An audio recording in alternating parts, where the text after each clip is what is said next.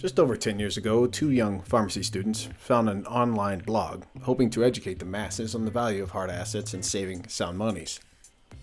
SilverDoctors.com was then founded in March 2011 using a simple Google Blogspot URL. The Silver Doctors page quickly grew in website visitors, given its rabid coverage of the precious metals market back in the run to $50 an ounce for silver by late April 2011. Here is the way the silver spot price was rejected now 10 years ago, this very weekend. This silver spot price raid lives in infamy. And of course, it all began in thinly traded New York Globex hours. This is an image taken of a Silver Doctors blog post made in early April 2011 entitled Gold and Silver Morning Update. You can see that both spot prices for gold and silver back then were about where they are now. It was only a year later in 2012, the high-volume precious metals store, Bullion.com, was launched and has since grown into one of the largest online retail bullion dealers in the United States of America. Of course, between then and now, we could fill books with alleged market crimes made to keep the values of silver and gold in check. Many of the videos we've made on this website have documented many of the crimes that we allege ongoing. This week, we are thrilled, and it's bittersweet, to make a major contest announcement for SD Bullion customers. We're giving one lucky SD Bullion customer the chance to win a free 1,000-ounce COMEX silver bullion bar. Stay tuned through the end of this week's SD Bullion Market Update video to learn how you can qualify to win your very own Good Delivery 1,000-ounce COMEX silver bullion bar. Hello there, on behalf of SDBullion.com, this is James Anderson bringing you this week's SD Bullion Market Update. Before we continue, smash the like button so others can get this important bullion-related information served to them as well. Subscribe to our channel here if you've not done so already. You'll find value in our regularly updated precious metals-related videos.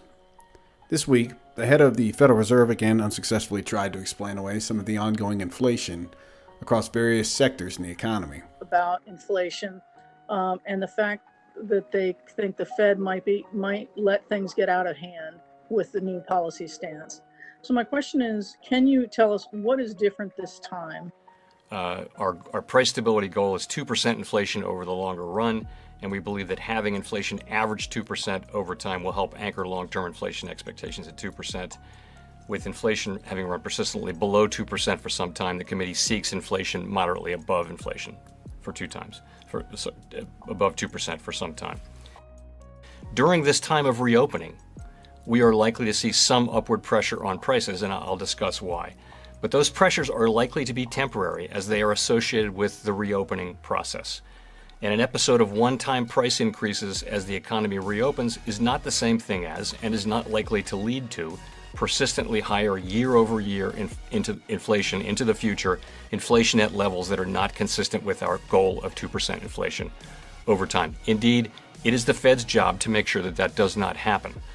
If, contrary to expectations, inflation were to move persistently and materially above 2% in a manner that threatened to move longer-term inflation expectations materially above 2%, we would use our tools to bring inflation and expectations down to mandate consistent levels. And keep in mind what the U.S. Treasury and Fed are really likely up to long-term in order to nominally afford the hundreds of trillions in unfunded liabilities we've never saved for, which are coming due this decade into the next. Of course, Jerome Powell continues to claim the rising prices are transitory or temporary in bottleneck rationales. And yes, perhaps if we have another deflationary financial and bank bankruptcy spillover event in the coming years, we'll see prices collapse again, a la 2020 or 2008. But as for now, soft commodity and food prices are raging higher. Just this past week, the Fiat Federal Reserve Notes monetary base, or the M0 hard currency supply, was updated through March 2021 to now just over 5.8 trillion, or over 82.3% since September 2019 New York Fed repo loan fiasco began, essentially setting off this latest Wall Street bailout festival that's been going on ever since. So, in a mere 19 months of time on record, the Federal Reserve has almost doubled the monetary base.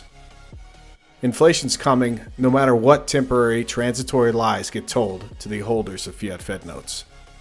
Turning to this week's Wall Street Silver subreddit news, the long-awaited billboard campaigns beginning to hit highways across the United States. This image was taken this past week in Indianapolis, reminding drivers not to miss out on buying silver. This is another billboard example that's about to go up physically around the U.S. It comes complete with a QR code that smartphone cameras can pick up and take in users to the Reddit forum for more information on the movement. Press pause and try it on your phone if you care to see how it works. The following short satirical video game meme clip was done by a Wall Street Silver user, architect_red, and if you have been following along in the last few months, there's a high chance you'll find some of the inside jokes humorous as well. Have a look.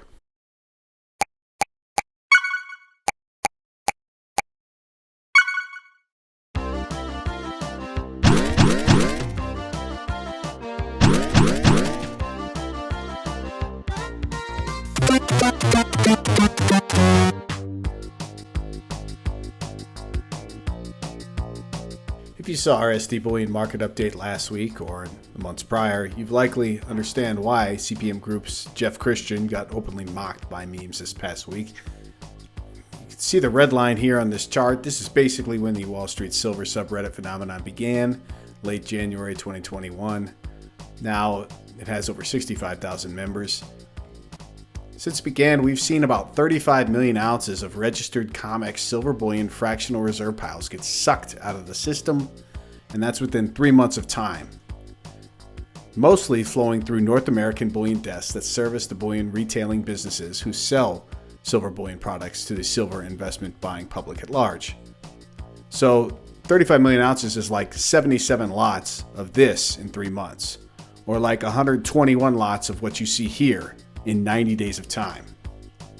Jeff Christian's very own CPM Group data shows that COMEX 1,000 ounce silver bullion bars are selling at premiums not seen over the last near 10 years of time. Basically, investors are buying silver bullion and willing to pay a heavy premium to do so ongoing. And there's no sign of this trend stopping, reversing, or even slowing anytime soon. And with the Federal Reserve effectively on pace to double the fiat US dollar's monetary base within 2 years of time, why the hell would this not get worse as more people realize what's happening underneath the surface and the veneer that all is well with the system? And as promised, you out there can get a shot to win your very own 1,000 ounce COMEX Good Delivery Silver Bullion Bar from SD Bullion. With near record premiums ongoing, as we just showed in that chart, that is nearly 27,000 fiat Fed notes worth of silver bullion value at the moment. Visit www.sdbullion.com/sweepstakes for further details on how to enter and get your chance to win. Also, stay tuned to the end of this video for a click-through interview I myself, James Anderson, and our SD Bullion CEO, Tyler Wall, had with the leaders of the Wall Street Silver subreddit. It's a 40-minute interview where we get into the nuts and bolts of why there remains a major silver bullion shortage ongoing, as well as other details. The link will also be in the show notes and in a pinned comment below. That's all for this week. As always out there, take great care of yourselves and those you love. If you enjoyed this content, be sure to give our video a thumbs up. To keep getting bullion-related news and industry insights, be sure to subscribe to our channel. Finally, hit that alert button so you know when we publish fresh content. Give us your thoughts in the comments below. Let us know what you think and which topics you want to hear more about.